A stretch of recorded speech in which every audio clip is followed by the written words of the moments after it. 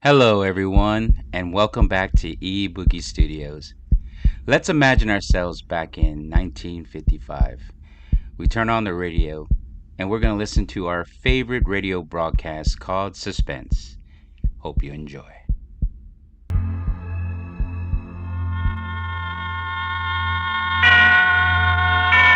And now, transcribe tonight's presentation of radio's outstanding theater of thrills, Suspense. Tonight, we bring you a story of a man who returned home to find his people in the grip of a strange disease. We call it the Frightened City.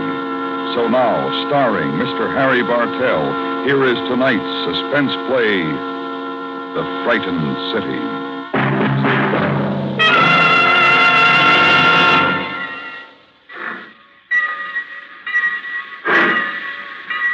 The train pulled out of Easton at 1:20 in the afternoon. It pulled in 3 minutes earlier. It was a simple thing I had to do then.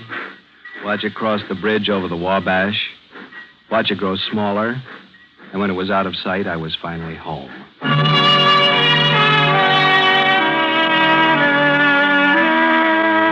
From home was pick up the barracks bag and walk up the small hill from the depot, down into Main Street on an autumn afternoon. Turn left on Sycamore down 3 blocks, where the houses are painted white and there's rockers on the porches and wide elm trees in November color, and the far-off sound of a dog barking and smell of smoldering leaves, and 595 Sycamore Street. Up the path, up the steps. Jane! Janie! Who is it? Janie! Sis! Nick! Nick! Oh, Nicky. Nicky. How's the baby, sis? Oh, fine. He was teething, but he's all right now. I haven't seen him yet. Oh, he's beautiful. How's Johnny? Well, how's Johnny, sis? What? Johnny, how is he?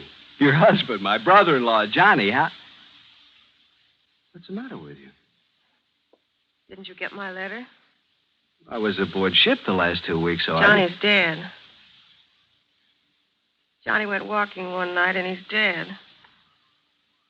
One night, Johnny said he Janie. was going to walk down to Main Street. Told me he wanted to stop in the police station. He had something Janie. to tell the chief Janie, of listen. police. He went out, and he was walking along. Janie! Walking along. Oh, baby, baby. A car drove by, and someone shot a gun at Johnny. And Johnny's dead. Who? Who shot Johnny, sis? Janie, I'm talking to you. Who shot Johnny? Janie. Nick, you've got a nephew. He's sleeping, and he's my son. He's a good baby, and I love him as much as a mother can love a child. Now, I want to show you something. I've had it here in my apron, and I've been wondering what to do about it. I found it under my door about a week ago, the day after Johnny was shot. I'll read it to you. Don't talk to strangers. What happened to Daddy can happen to Sonny. Give it to me. My little boy is going to grow up. He's going to play with other boys and laugh and cry when he scrapes his knee on the sidewalk and go to Give me the school note, Janie. and live a life. No note, Nicky. These pieces get burned, get forgotten. Gets forgotten like everything else that's happened. Who did it, Janie? You're back home. Let everything be peaceful now. Let's keep it that way.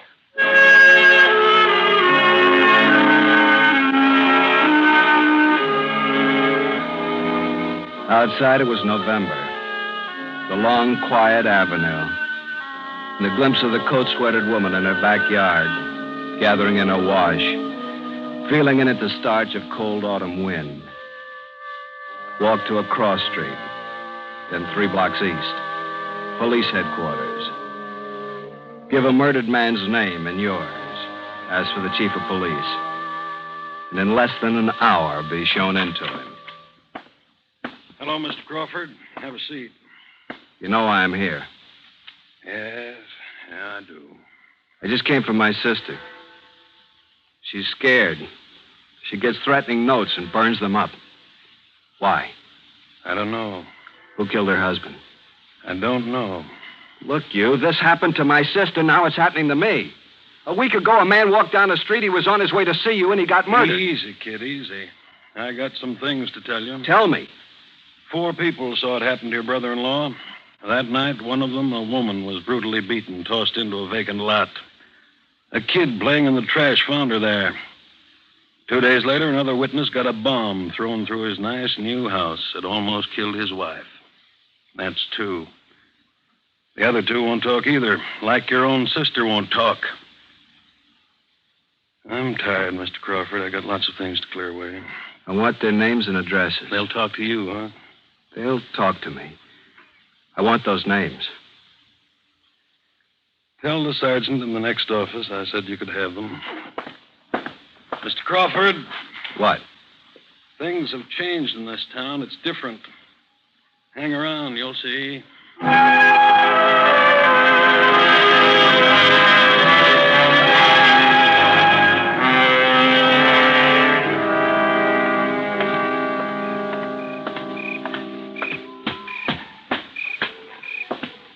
Hello?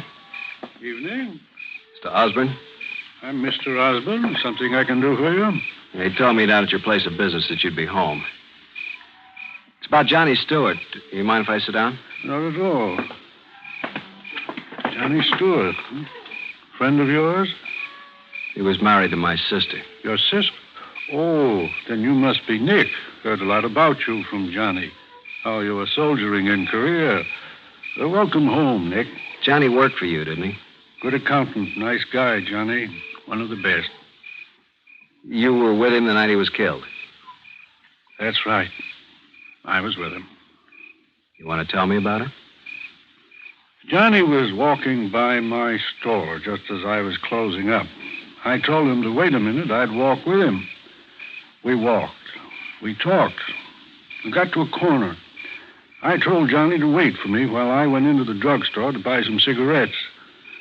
Just as I came out, a car turned the corner, shot him down, drove away. That's how it was. What kind of a car? I wouldn't know. Well, a sedan, convertible, old, new? A week ago, they put me through this. I didn't know then. I don't know now. He worked for you. He was your friend. You knew all about him and me and his wife. Nick, I like it here on my porch swing. It reminds me I'm alive. Don't spoil it for me, Nick.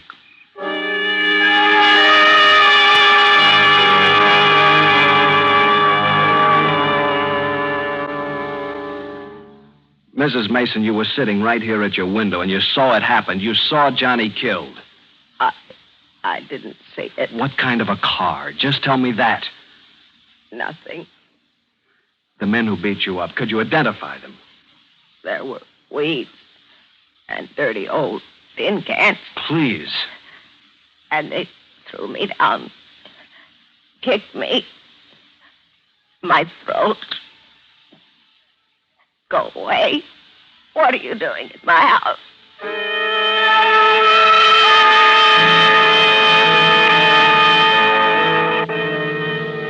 You listen to me, Nick. I can remember when Johnny Stewart was a kid and he stole penny candy from me right here in the same drugstore. And he grew up to be shot down right on this corner, right outside this store.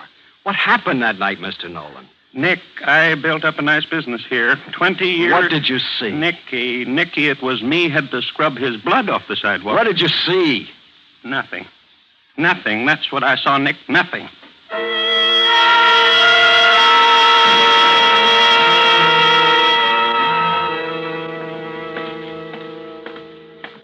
Hi. Hello there. You're Tom Ruxton, aren't you? That's right. I'm Nick Crawford. Glad to know you. Johnny Stewart was my brother-in-law. Oh, really? I understand your wife was almost killed when they tossed a bomb into your house. That's right. His was out back. Lucky. That bomb was because you were a witness to a murder, wasn't it? House looks okay now. I got nice neighbors. Help me. We fixed it up ourselves. Who killed Johnny? You're scared to death, aren't you? I got a pretty good house here, mister. A tract house, GI loan.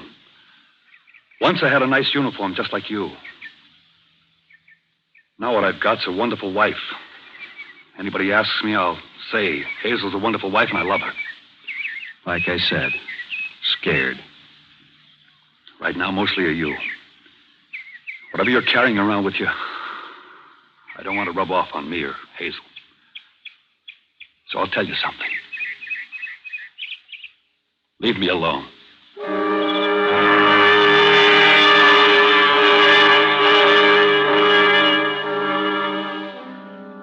When I went outside, it was evening in Easton. The air was chill, and the dew was turning to light frost on the lawns. I walked for a while, and I noticed a thing.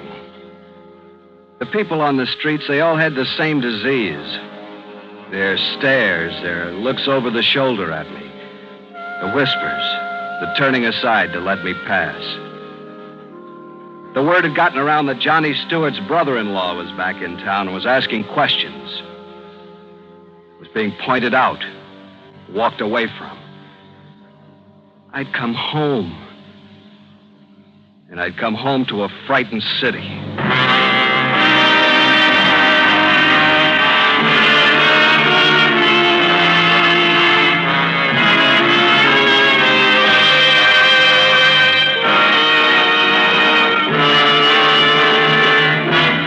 You are listening to The Frightened City, tonight's presentation in radio's outstanding theater of thrills, Suspense.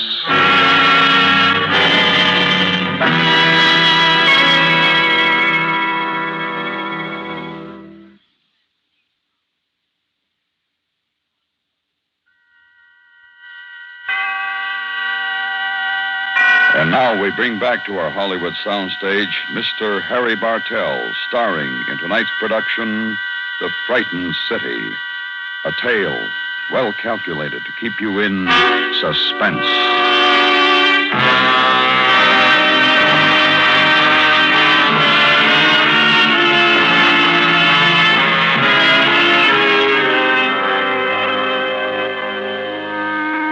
The next morning in Easton, clear. Bright. Look out the window of an upstairs room where you've slept in an almost forgotten bed. In the glint of sunlight is autumn leaves wet with melting frost. Nicky, you up? Yeah, come on in. Hi. Hi. You sleep good? Yeah. I heard the kid bawling a little while ago. Woke me up. Sit down, honey. He was hungry. It's all right now. Nicky. What? You got home real late last night. I waited up a long time, then I got tired and went to sleep. My brother's first night home in 3 years. You'd think you could have managed to get home early enough for us to talk. What do we talk about, Jane? Well, you. What's happened to you in 3 years? But Johnny. Dead Johnny. Murdered Johnny. Your husband, the man you had the kid with. That we don't talk about. Shut up, Nick. Janie. I told you, shut up. You're going to yell me into keeping quiet? I told you I don't want my baby killed. Johnny was enough. You hate me for wanting to know why Johnny's dead. You hate me for that, Janie? My baby gets hurt, I'll hate you to your grave. You got lots of new things in the house, Jane. New furniture, new carpets. Looks nice. Looks expensive. You coming down for breakfast? How much did Johnny make working as accountant for Osburn? 50, 60 a week? How much? Nick, leave me alone. New sofa, big green leather chair, new carpet. That costs a lot of money. How'd you get him, Jane? Installment plan? Somebody give you a birthday present? How'd you do it, Jane? You got a home hobby? You take telephone subscriptions for ladies' magazines? Or did Johnny do it? Is that it? How? Did he steal? Did he rob? Did he kill? Nick, Tell me! Ask Osburn. Osburn. Ask him what? How we suddenly became rich. How Johnny left a bank account with $30,000 in it. What are you talking about? Well, you said you walked the town last night. Didn't you see what's happened to it? See what? People walking into back rooms, shops with no customers open late. People walking into back rooms, card rooms, dice tables, numbers. And Johnny was part of it. Johnny worked for Osburn. And he got sick of it and was on his way to tell the cop. Doesn't matter. If you tell anybody what I said, I'll swear you're lying. That's what I'll do, Nick.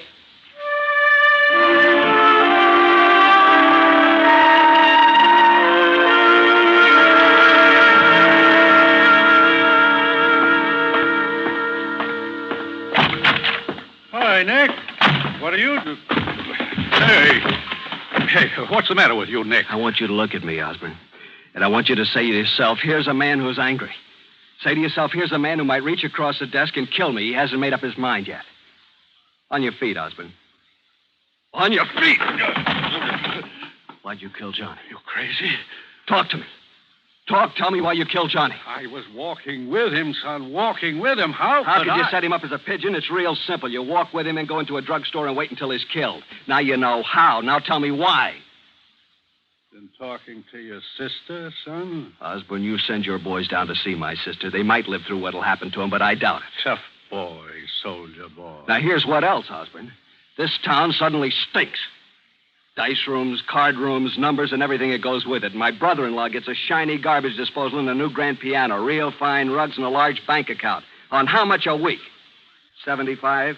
Accountants make about that, don't they? We could start you at about 300. Be polite, Mr. Osborn, to a guy who's talking. 500. Polite, Mr. Osborn. That's the word for just now. I could kill you, Mr. Osborn. Just think about it. With me. Now, here we are in this room. You, the man who's got the whole town of Easton so scared that nobody has a friend anymore. It takes a powerful man to frighten almost 20,000 people, but you did it. If anything happens to me, Nicky boy, you'd get 1 block from here. Let's think about that, too, huh? That's what I was coming to. Then there's me in this room, and you're afraid of me.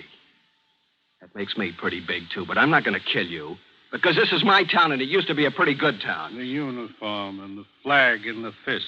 That's all you need. And there's law.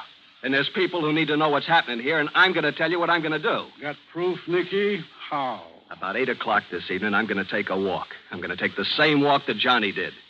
And I'm going into that drugstore and make a phone call. A long-distance call to St. Louis. To a newspaper guy I know. And then it's going to be in the papers about a frightened city. And reporters will come here and they'll find out. You getting real scared, Osborn? You mean it? About taking that walk tonight, Nick? I mean it. Maybe we'll bump into each other. We will.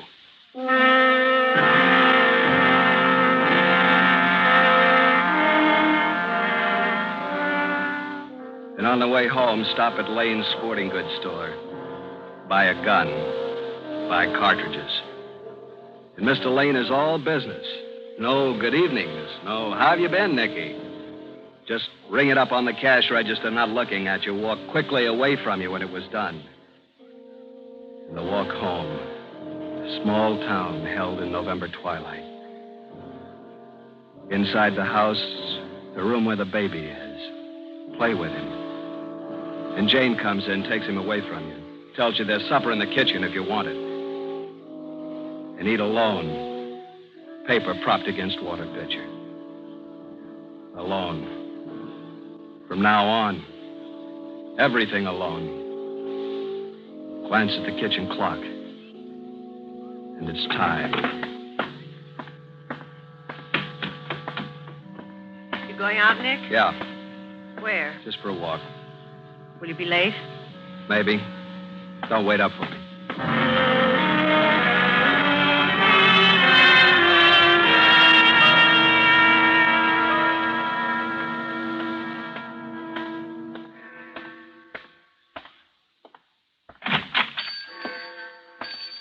Something for you, Nick? Some change. I want to use your phone. Sure, Nick.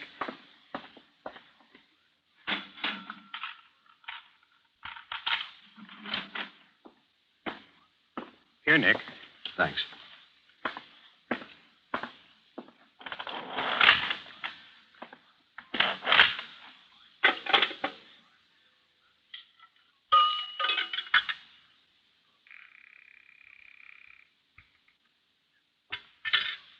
Long distance. Long distance, what's the station-to-station charge to St. Louis? One moment, please.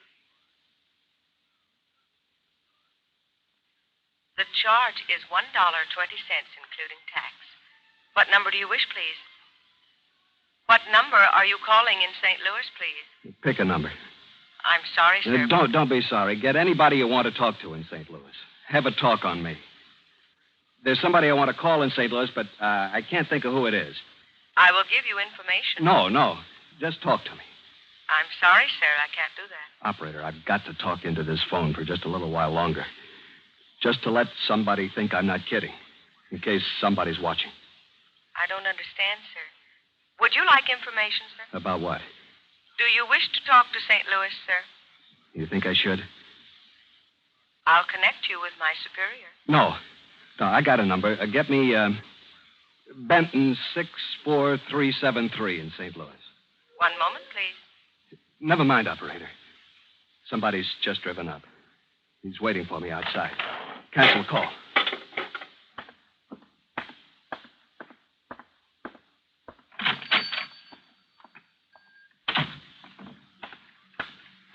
Nick.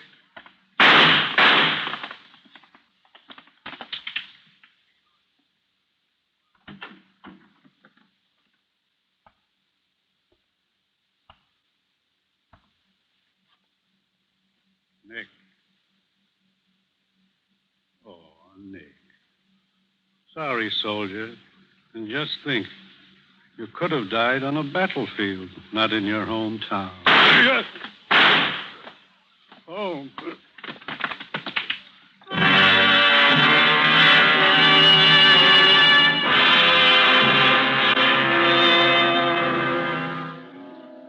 We both went to the same hospital. Osburn didn't die. He lived quite a long time. Hospital, trial, confession, sentence.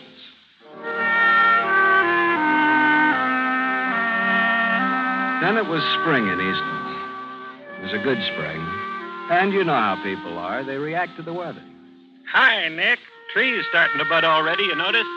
They get friendly and they smile a lot like winter was a long time. A dark time, and it was over. Come on over to the house when you have a chance, Nick. You do that, you hear?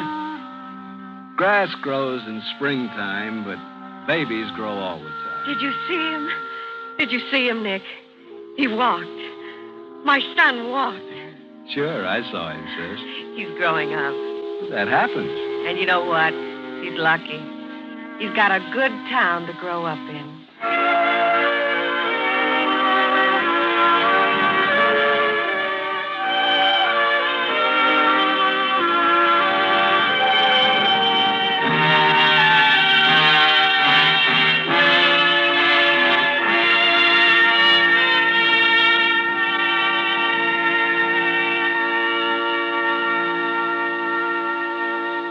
Suspense, in which Mr. Harry Bartell starred in tonight's presentation of The Frightened City. Suspense is produced and transcribed by Anthony Ellis.